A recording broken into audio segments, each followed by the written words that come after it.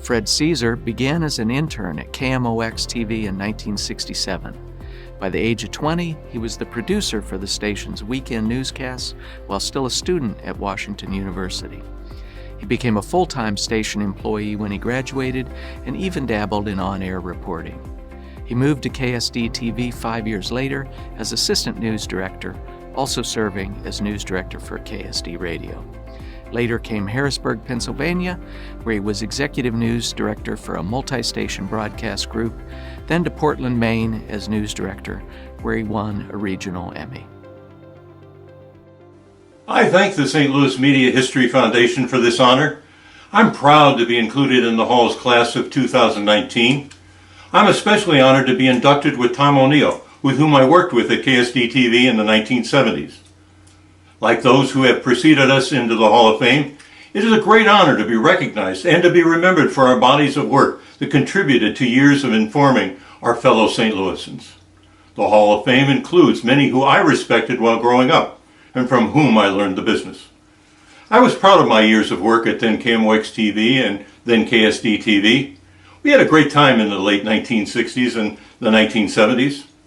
When I started, I was a business student at Washington University, working part-time at KMOX-TV. In my senior year, I was the producer of the weekend newscast.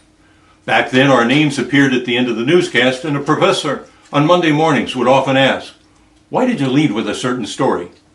And I was told in 1970, at the age of 20, that I was the youngest producer of newscast among the 7 owned CBS stations. For a while, I was an assignment editor. Now that was an interesting job. In that job, I share recognition with the crews that did the actual news gathering based on my assignments. I'm glad to see that the Hall of Fame includes some of those video news gatherers I worked with: Charles Bond, Dick Deacon, Ray Hofstetter, and Leo Tevlin. At KMOX-TV, when I started as a news editor, we were using 16mm film. Then I was fortunate enough to be the assignment editor at KMOX-TV when we were one of the first all E&G newsrooms in the country. Back in the 1970s at KMOX-TV, and then later at KSD-TV, there was the challenge of the first remotes, the first live from the top of the Gateway Arch, the first from a helicopter, the first double hop, the first multiple remote newscast, and so on. Now that's the norm of any daily newscast. While I did some on-air reporting, including the worst plane crash in St. Louis history in July of 1973, most of my reporting was mainly special reports. My only anchor job, if you want to call it that, was at KMOX-TV during a newspaper strike in the early 1970s when I was the weekend assignment editor. I was asked to sit at the camera and read headlines between the religious and public affairs programs on Sunday mornings.